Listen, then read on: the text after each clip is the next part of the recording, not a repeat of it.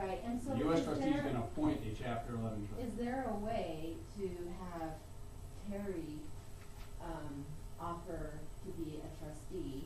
Terry can make his own decision, man. Terry. While then again, using your services to assist with the plan, with the certain properties that can go over right away, go over.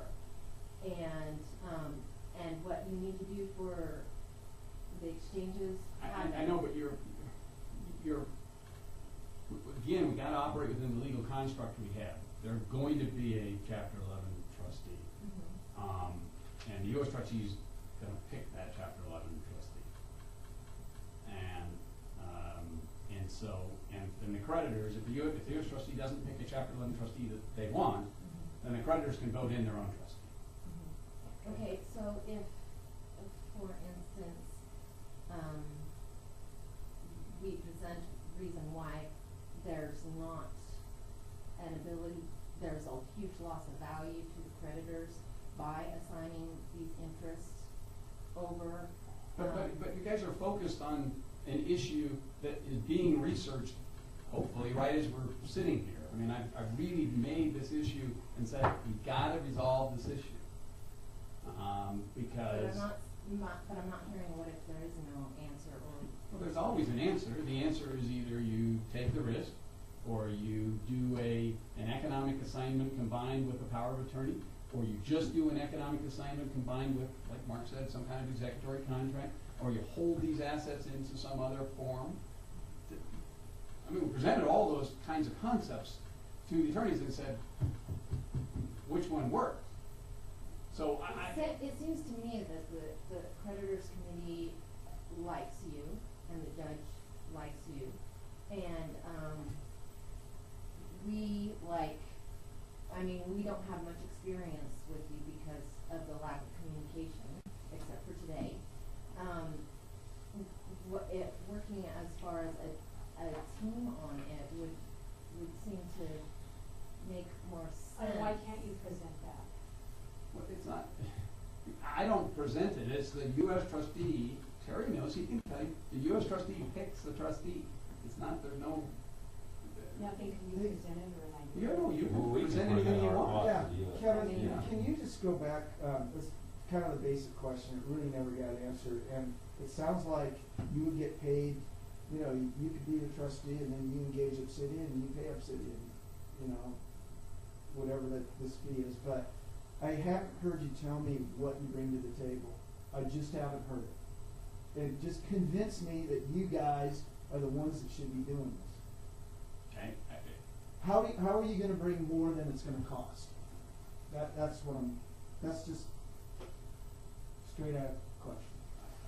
Mark, what we bring is the ability to take what you perceive as simple and other people will perceive as more complex structures and assets that aren't in readily saleable form, because not all your assets are in readily saleable form, right?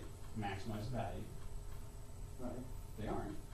And so you're talking about the LLCs.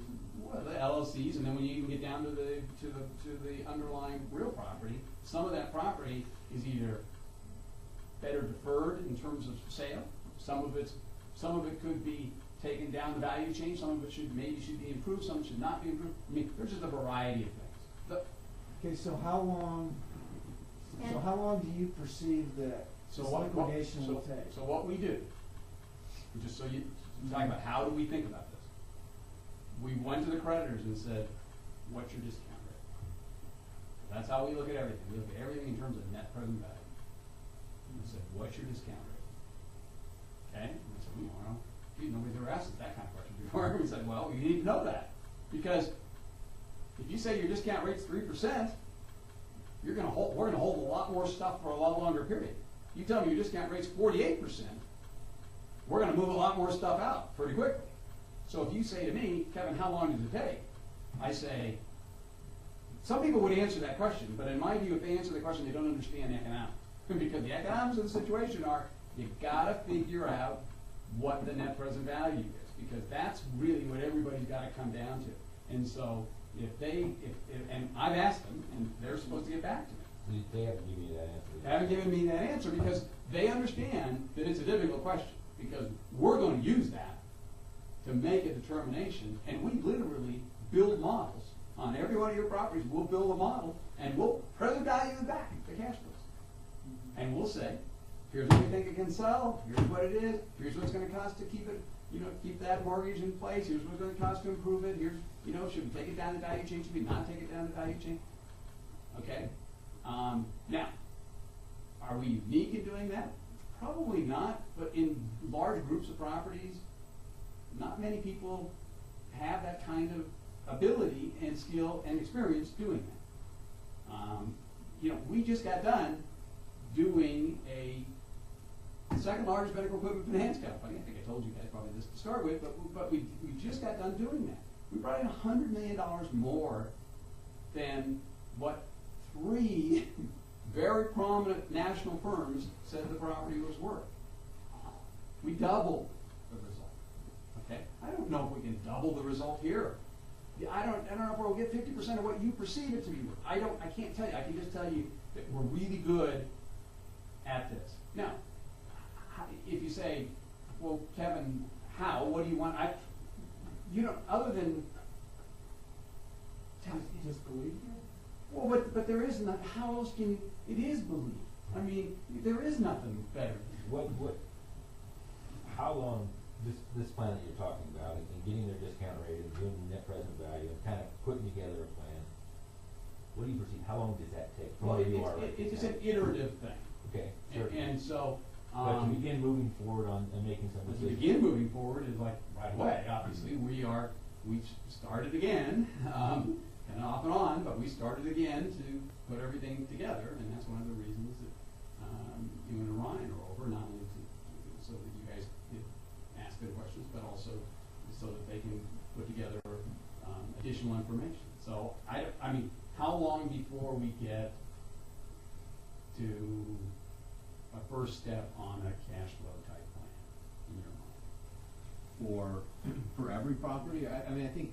Well, that's going an back to- iterative. No, I think going back to what Mark said a couple minutes ago, I mean, I think he's right, that we do have to put things into different tiers, and some of them, we have your estimate of value, and you're telling us it's clearly underwater. Obviously, we have to do our diligence there and confirm that that's the case, or that it's not, but certainly, the ones that you've identified as having a lot of value, we're going to focus on those first, and I think could expect to have a plan on those within days. And obviously that will evolve over time as we It's an meet iterative with parties and. Absolutely, but you start with the tranche that's most obvious that you think there's value, and you kind of work your way down, and then it is iterative. I mean, it's marketed. No, I mean, some I of this. understand that. I just, getting from this place of immobility to actually some inertia going forward, that's. I agree. So you're saying that you have a plan within days on some of those properties to begin moving forward on them, is what? No, I think that's right, and I think that plan will evolve over time, but yeah, no, I would love to sit down as soon as possible, with the other parties on some of these properties. So by you being named trustee, does that automatic, why would you need to get assigned the economic benefit or the rights right away? Completely different issues.